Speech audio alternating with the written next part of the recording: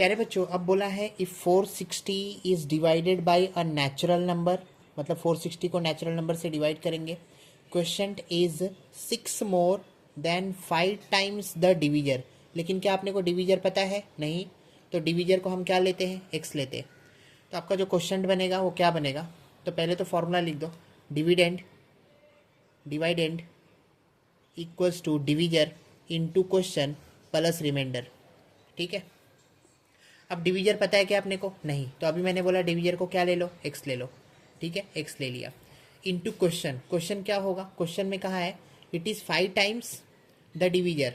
5 times का मतलब 5x, और 6 मोर भी बोला है, तो 6 मोर का मतलब +6। रिमाइंडर कितना का है? रिमाइंडर 1 है, तो +1 लिखो।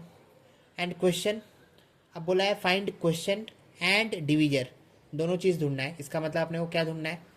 तो हमें ढूंढना है डिवीजर का मतलब x ढूंढना है, डिवीजर का मतलब x ढूंढना है, और क्वेश्चन का मतलब 5x + 6 ढूंढना है। मतलब उसमें x की वैल्यू डालेंगे तो क्वेश्चन आ जाएगा। अच्छा, ये डिविडेंड कितना दिया है? तो डिविडेंड दिया है आपका 460, तो लिखो 460। Now this will be equal to 460 equals to 5 x into X होता है 5x² प्लस 6 इंटू एक्स होता है 6x + 1। ठीक है। अब ये जो +1 है उसको मैं लेफ्ट हैंड साइड में खींच लूँ। तो अगर मैंने लेफ्ट हैंड साइड में खींचा तो ये हुआ 460 - 1 is equal to 5x² + 6x। ठीक है, इतना समझ में आया? तो बोलो 460 में से एक गया तो कितना बचा? 459 is equal to 5x² + 6x। अब इसी को मैं ax² + bx के ax² + bx + c के फॉर्म में लिखूंगा। तो ax² तो इधर है, इसका मतलब लिखो 5x², bx आपका ये है तो लिखो 6x, और c आपका लेफ्ट हैंड साइड में है 459, उसे खींचो कहाँ? राइट हैंड साइड में। तो हो जाएगा -459 इक्वल्स टू 0, ना भूलो। अब क्या यूज़ करो? अब फॉर्मूला मेथड यूज़ करो। फॉर्मूला मेथड आपका क्या बोलता है? x is equal to -b + √d/2a। d का मतलब डिस्क्रिमिनेंट होता है। अच्छा, b क्या है आपका? तो b मतलब वो जो x के साथ है, x का कोएफिशिएंट। तो कौन है x के साथ? 6 है, लिखा 6। ये माइनस देख के यहाँ पे माइनस, प्लस माइनस लिखना ना भूलो। √d का क्या मतलब हुआ? √d का मतलब हुआ b² - 4ac। लेकिन b क्या है? तो 6 है, तो लिखो 6 का स्क्वायर -4। a क्या है? तो a तो वो होता है जो x² के साथ है, तो x² के साथ कौन है? 5, तो लिखा 5। और c क्या है आपका? -459 है ना, -459। इतना समझ में आया? ठीक है। और नीचे क्या दिया है? 2 × a। 2 × a का मतलब हुआ x² के साथ कौन है? वो अपना a है, तो 5। तो 5 2 क्या हो जाएगा? 10 हो जाएगा। अब यहाँ पे -6, एक बार मैं प्लस में पहले ही ले लेता हूँ, है ना, और फिर रूट के अंदर आ जाओ।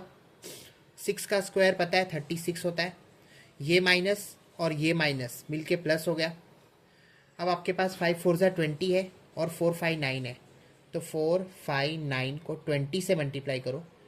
0 0 0, 9 दूनी 18, 5 2 10 1 11, 4 2 8 1 9। कितना आया? 9180, 9180। और नीचे की तरफ क्या दिख रहा है? डिनोमिनेटर में 10 दिख रहा है।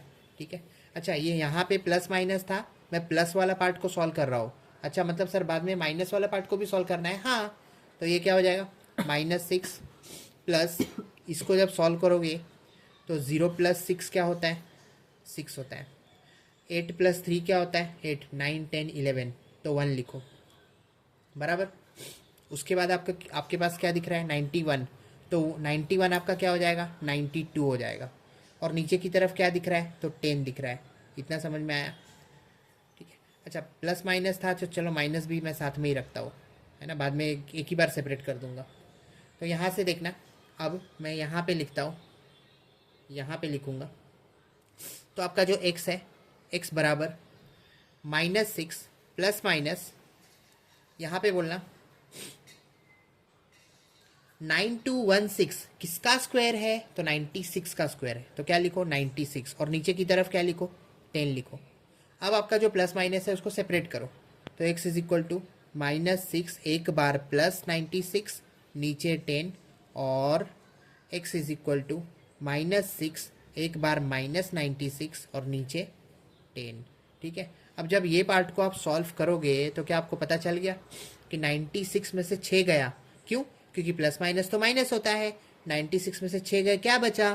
तो 90। तो x इज इक्वल टू 90/10। किसके वजह से? इसके वजह से। ठीक है, अच्छा इसके वजह से क्या होगा?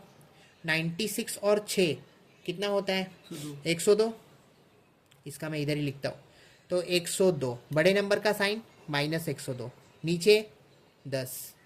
इसको जब सॉल्व करोगे, इसका डेसिमल हटाओगे तो ये कितना हो जाएगा? हो जाएगा 10.2। पर क्या 10.2 पॉजिटिव या निगेटिव? तो ये माइनस के वजह से निगेटिव। तो क्या ये पार्ट आपका इनवैलिड हो गया? मतलब आंसर से हट गया? हाँ, इनवैलिड हो गया। This part is not acceptable, negative is not acceptable. तो आपका जो आंसर आया वो 10 9 ज़ा 90। इसका मतलब x इज इक्वल टू 9 आया। और x आपका क्या था? तो x आपका डिवीजर था। तो क्या डिवीजर मिल गया आपको? हाँ, डिवीजर मिल गया। कितना मिला? 9 मिला। तो ऑप्शन बी आपका जो है ये पार्ट वो डिवीजर के लिए है। तो उसमें 9 कहाँ दिख रहा है? ऑप्शन ए में दिख रहा है। तो डिवीजर आपका क्या हुआ? 9 हुआ। अब आपको क्या ढूंढना है? क्वेश्चन ढूंढना है। तो क्वेश्चन का इक्वेशन क्या था? क्वेश्चन का इक्वेशन था, क्वेश्चन मतलब क्यू, वो था 5x + 6। तो 5x के जगह पे डाल दो 9 + 6। क्या 9 5 ज़ा 45। 45 + 6 क्या होता है प्यारे बच्चों? 51। तो क्वेश्चन आपका क्या हुआ? ऑप्शन बी मतलब 51।